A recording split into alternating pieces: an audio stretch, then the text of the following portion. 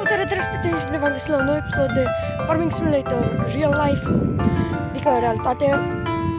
În episodul trecut de Real Life v-am arătat cu UTV 650.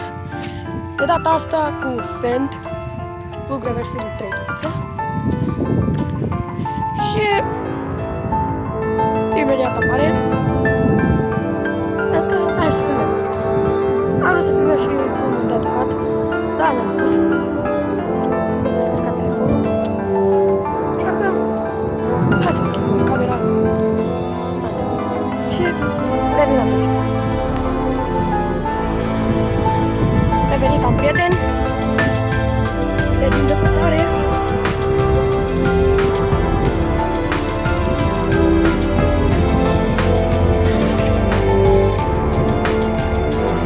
Mai jos.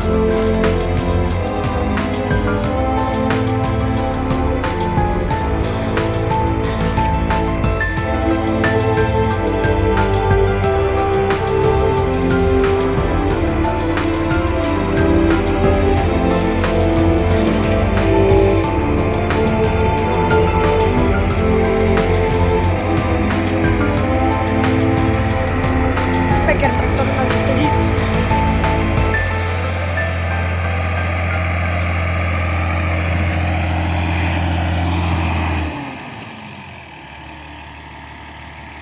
Fan favorit 514 ce? Drăbășii! Frumos! Iar și plug. A, 4 corne, nu 3. Cum zis eu.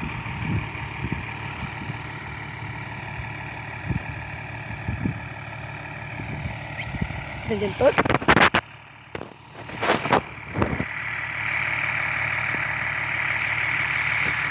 Și mai puțin de arat aici.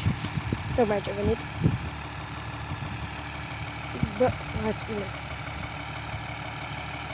Acolo sus Fend. Hai. Venit pe aici. Hai pe aici. Hai.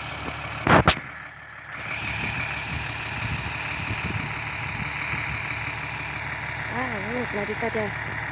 E rar.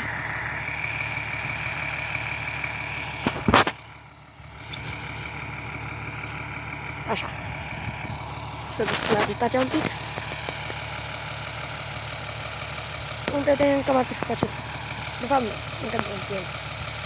Vreau să vedeți cum întoarce logo.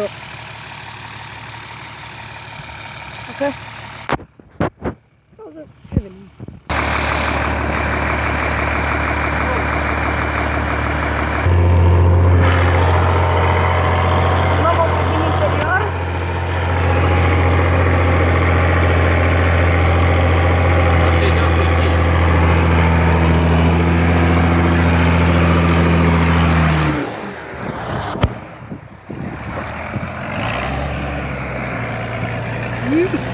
Uitați lume!